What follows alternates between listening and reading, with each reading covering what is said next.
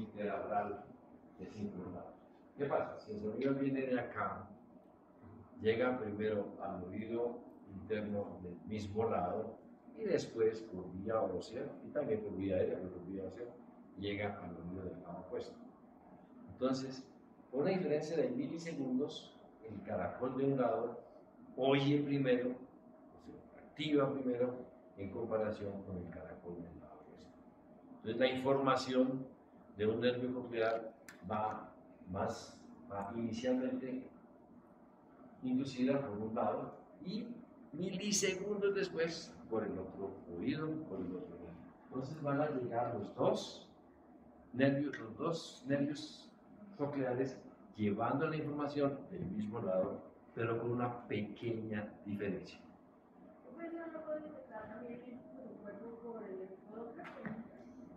¿No entendí? ¿Qué? ¿Eso no lo puede detectar el cuerpo también por el efecto Doppler? ¿Por el efecto Doppler? ¿Qué sería qué? Pero eso solo si está en movimiento hacia el objetivo. No entendí. De todas maneras, venga por donde venga, llegarán a los dos, pero con una pequeña diferencia. ¿Okay? ¿Cómo dice aquí? Entonces, esta diferencia interaural es importante para los dirigentes. ¿Okay? Los circuitos del tallo están comprometidos en la comparación inicial en la comparación inicial. Miren ustedes, los circuitos en el tallo son los que inician la comparación entre los dos oídos, entre los dos núcleos, los dos complejos nucleares. A un complejo nuclear llega primero milisegundos en comparación con el complejo nuclear del lado opuesto. ¿Okay? ¿Y dónde se hace esto? En los núcleos nucleares superiores, lateral y medial. Entonces, cuando hablamos aquí de complejos olivares, nos estamos refiriendo a las dos porciones, lateral y medial. Pues se ha venido estudiando cómo es que hacen los dos complejos nucleares para detectar el origen del sonido. Entonces, en términos generales, lo que tenemos es la información llega al núcleo, a los núcleos nucleares aquí, central y dorsal, y de aquí un grupo de fibras se cruza, que forma lo que se llama el cuerpo trapezoideo, se cruza y asciende a la forma del menisco lateral inclinado por allá en el tálamo, una parte, una ruta, ¿de acuerdo? Pero otro grupo de fibras termina en los núcleos olivares superiores, en lo que llamamos entonces la porción lateral y la porción medial, siendo más específico. Y como ustedes se dan cuenta, entonces, de este oído va a llegar la información primero de estos núcleos olivares en comparación con los otros oídos. Entonces, estos se van a activar primero en comparación con estos otros, con milisegundos de diferencia.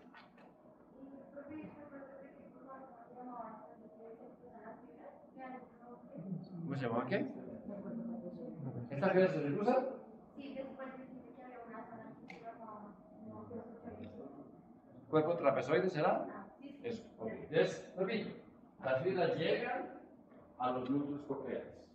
Hay más cosas, hay más interacciones, por supuesto, pero digamos que estoy resaltando dos, las demás también son importantes. Una son las fibras que se cruzan y ascienden hacia el tálamo por el disco lateral.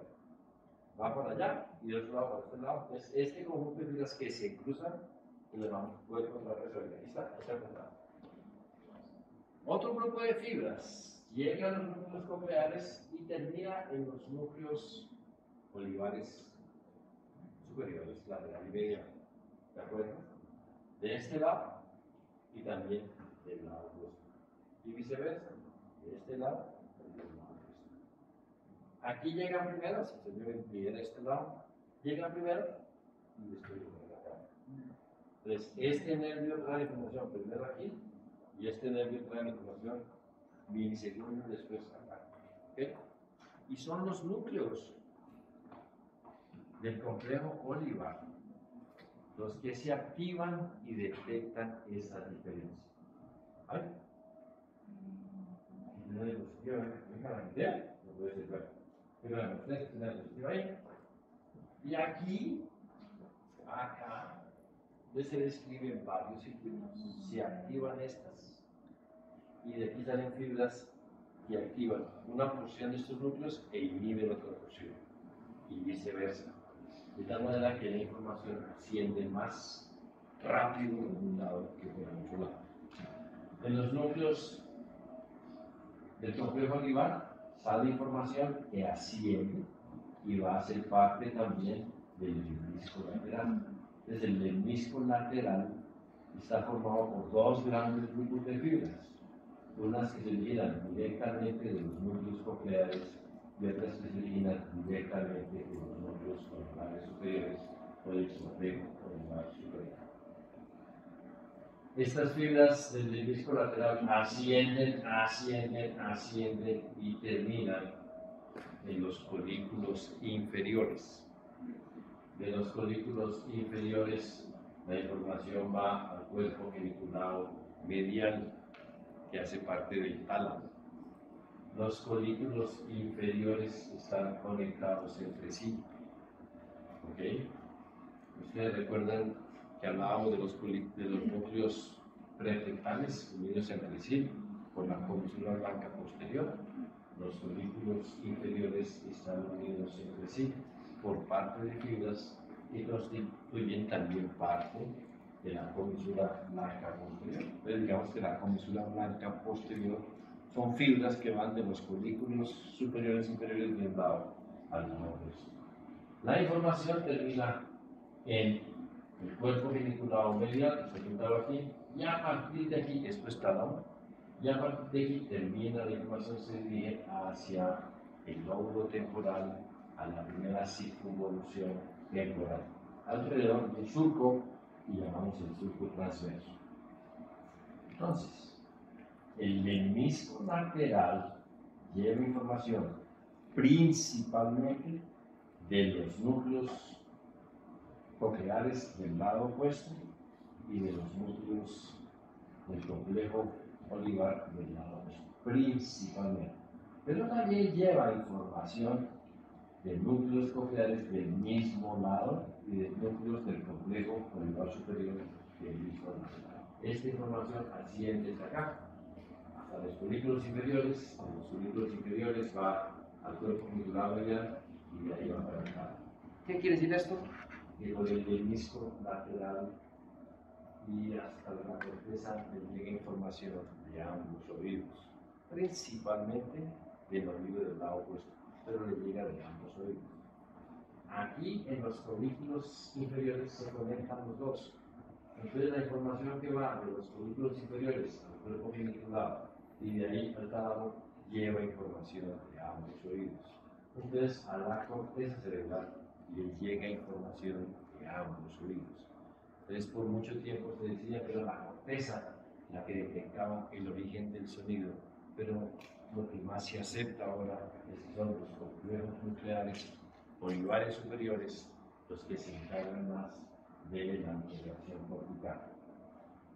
¿Dónde llega la información auditiva? Aquí, en T1, alrededor del surco transverso que llamamos surco de Herschel, y aquí está apuntado.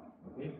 Entonces la información llega aquí a T1 y a partir de aquí se dirige hacia atrás en el lóbulo temporal por fibras de asociación, lo que llamamos el área auditiva secundaria, que para efectos de lenguaje lo llamamos nosotros el área de Wernicke. Entonces la información llega aquí, se dirige hacia un poquito atrás por fibras de asociación en esta región cortical, y este es el sitio donde nosotros podemos interpretar, o decimos que interpretamos todos los sonidos. Entonces, por ejemplo, si estamos oyendo a alguien hablando, pues la información llega aquí y se expulsa, como dije, hacia la parte posterior, hacia lo que se llama área de Wernicke o área sensitiva auditiva. Esta es la parte que se afecta en algunas personas y entonces produce lo que llamamos afasia de Wernicke. No entiende lo que se le está diciendo. percibe el sonido, pero no entiende lo que se le está diciendo. Esa capacidad discriminatoria, que es importantísima, por supuesto. Y a partir de esa región secundaria, pues la información auditiva se dirige a una gran cantidad de regiones, al lóbulo frontal, parietal, al hipocampo, al lóbulo occipital, hay una gran cantidad de irradiaciones, y que hay circuitos descritos que tienen que ver con el lenguaje. Y esto es una resonancia funcional, y lo que está mostrando es qué partes del cerebro se activan y cuál hemisferio se activa ante estímulos, por ejemplo, del lenguaje, sonidos ambientales o música. Esto es, como está señalado aquí, el hemisferio izquierdo, este es el lóbulo temporal izquierdo, ¿de acuerdo? Este es el lóbulo temporal derecho. Entonces ustedes ven, si comparamos esto, cuando estamos hablando, digamos que la parte izquierda y derecha funcionalmente son muy parecidas. Cuando ponemos atención a los sonidos ambientales, a los pajaritos, digamos que no los buses, sino como cosas naturales, se activa discretamente más el lado derecho. Pero cuando vemos música, se activa mucho más el lado derecho. Digamos que lo que se dice es que el lado izquierdo detecta y discrimina estímulos que sean mucho más precisos, mientras que estos son estímulos mucho más musicales.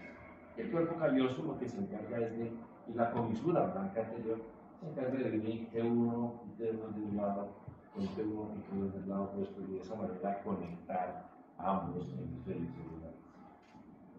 Esa es la manera como llega, repito, grosso modo, núcleos cocleares del disco lateral, núcleos del complejo olivar superior y después del disco lateral. El uno con una función, el otro con otra función. Hay otras conexiones, por supuesto, que van a otros núcleos del tronco cerebral para garantizar una cantidad de altos reflejos. Pero hay una vía que llamamos vía descendente o vía eferente. Hay dos vías, digamos, eferentes cocleares. Es decir, la mayor parte de la información va del caracol hasta el tronco y asciende hacia el cerebro. Pero hay una vía que viene del tronco hacia el caracol, ¿okay? Que es la que vamos a describir. ¿Sí? Creo que las fibras del complejo olivar superior se cruzan cuando... Se cruzan. Es que volvemos uno de los. Se cruzan. Así que la búsqueda y después les pongo esa imagen. Y eso es realmente donde más se ha estudiado, es en el cerebro de las aves. Se han hecho estudios ahí y se han podido identificar. Muchas palomas han muerto en busca de los núcleos. Muy bien, esta es una de los reflejos descendentes. Ustedes ven, la corteza va a los núcleos cocleares inferiores y de aquí va al complejo olivar, ¿de acuerdo? Y del complejo olivar salen fibras que se dirigen hacia el caracol. Entonces forman un fascículo que llamamos olivo coclear. Aquí está marcando, bueno, de la porción medial del complejo olivar salen fibras que forman parte del octavo y terminan haciendo sinapsis en las células ciliadas externas. ¿Okay? Entonces, repito, la información llega a los complejos olivares, asciende, una porción desciende y del complejo olivar, en este caso lateral, pero dejémoslo complejo olivar, sin tanto detalle, salen fibras que van a las células ciliadas externas. ¿Ah?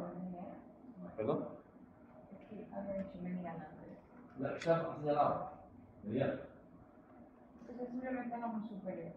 Complejo olivar superior, sí, un cuarto, ¿de acuerdo?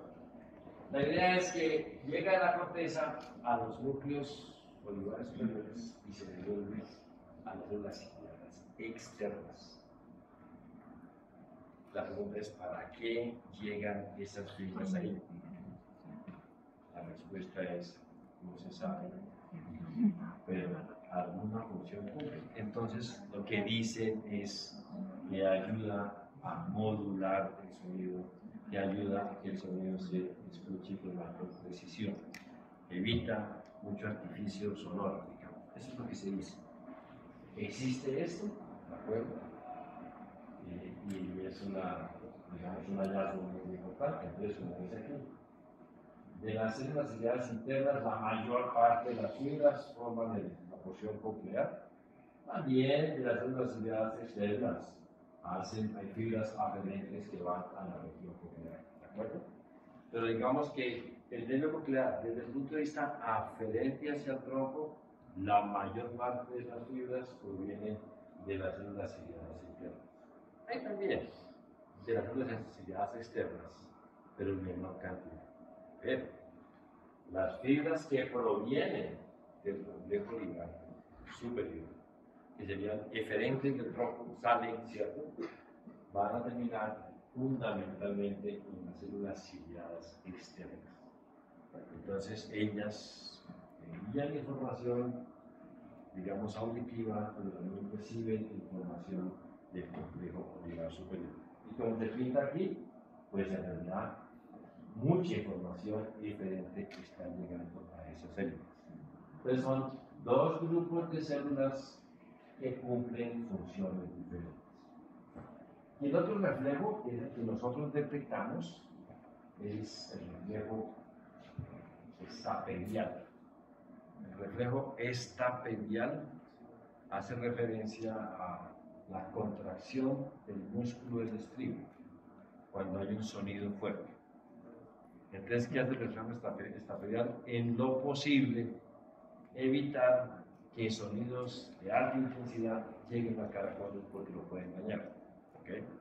Entonces, se contrae el músculo del estapedio y al contraerse este músculo, entonces se evita que se muevan los huesecillos y entonces se evita que pase el sonido hacia el oído interno.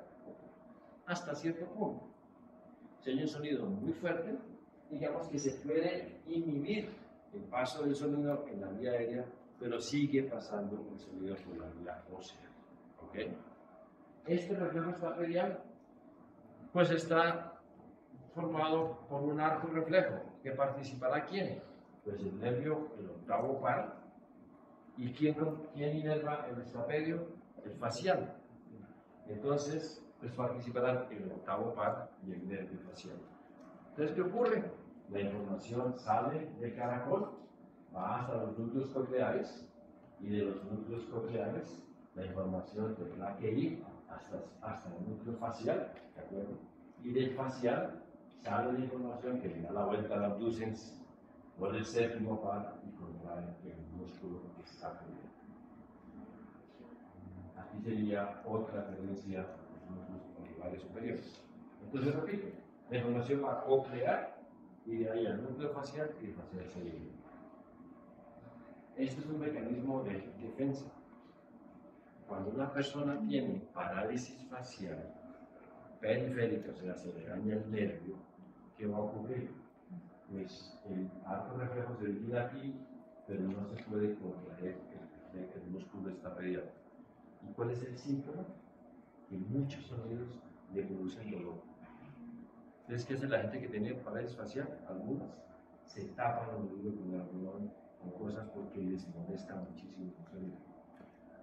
Un pitazo de un camión, de un bus afuera, y para uno es fuertísimo, para el que tenga parálisis facial, que ha perdido la función eferente de ese arco, aumenta mucho más la intensidad. ¿Okay?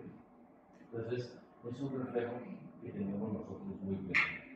¿Cómo examinamos nosotros la vía auditiva? Examinamos la vía ósea y la vía aérea. La mejor vía para nosotros es la vía aérea. Entonces, ¿qué hacemos? Hacemos dos pruebas, la prueba de Rine y la prueba de Weber. ¿Qué hacemos? Usamos un diapasón. Ciertos diapasones, 240, 180 ciclos por segundo. Que no sean de mucha frecuencia alta porque si no afectan un poco el resultado. Colocamos el diapasón detrás del corneo auricular, en la mastoides, y lo ponemos a vibrar, lo colocamos ahí. La persona debe decir cuando deja de oírlo. Cuando deje de oírlo, de sentirlo, se lo ponemos frente al corneo auricular.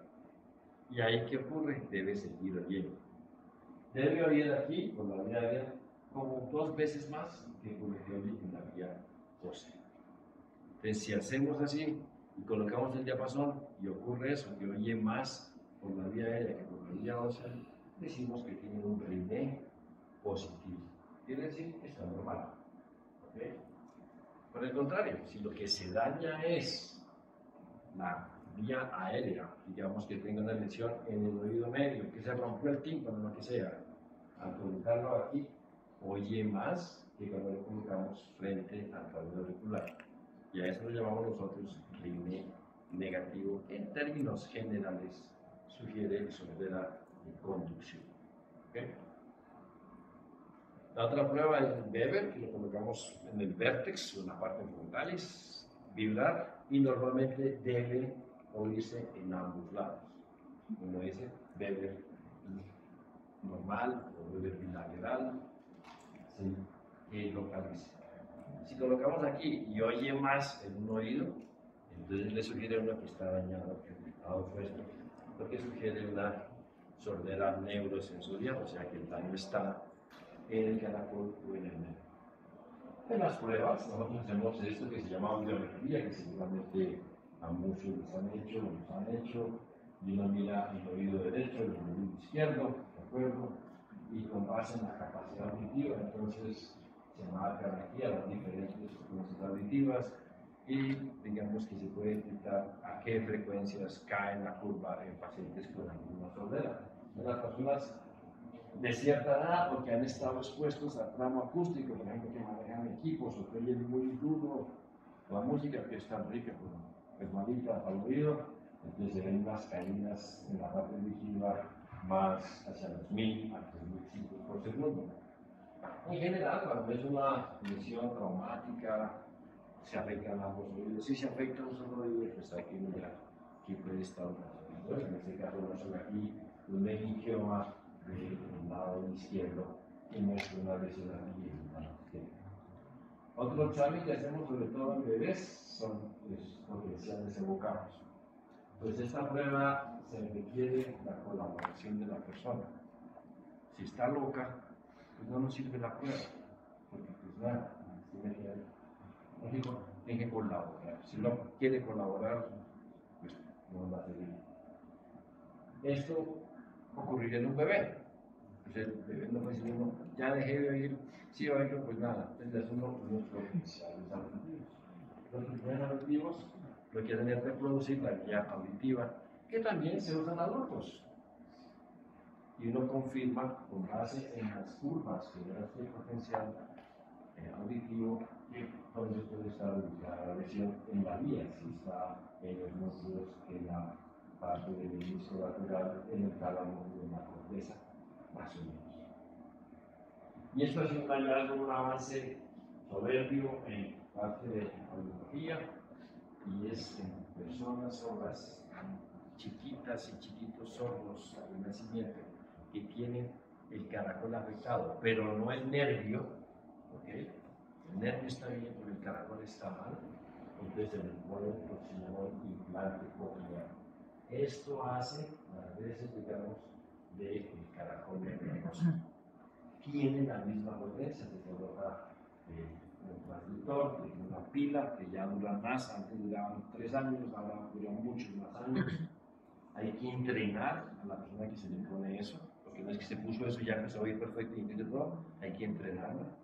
También se usa en adultos mayores que tengan sordera, pero que tengan el nervio bien. Se les coloca el implante coclear, aquí ustedes ven, esto es una corte por tomografía especial, especial por bajo. Forma como se toma lo que ustedes ven aquí, el implante coclear, dando la vuelta en el caracol. ¿Okay? Se activa y la persona vuelve a oír, que eso es una maravilla. Ver los chiquitos con esa vaina huyendo es una maravilla. ¿Okay? También existen los audífonos, pero ustedes van a ver que la mayoría de las personas se quejan de los audífonos, porque muchos sonidos, cuando están en medio ambiente, les suenan muchos, tienen mucho reflejo de otros sonidos. Y esto es lo que está en el futuro, no muy lejano ya, y es restablecer las conexiones simpáticas, perdón, las conexiones sinápticas en el oído interno de las células ciliadas con las fibras aferentes. Aquí, lo normal, aquí cuando hay un daño, y aquí con el reemplazo genético, donde se retoma otra vez de nuevo las fibras. Esto es el futuro no muy lejano para nosotros, ¿ok? Es el restablecer esto con la parte genética. Entonces, digamos que el futuro de la audición pinta muy bien. Si lo comparamos con 1600 y pucho, pues han habido avances realmente muy chéveres. ¿Okay? Muy bien, esa es la vía coclear, grosso modo. Básicamente, espero que se pudiese, no es que se vuelvan nerviosos, pero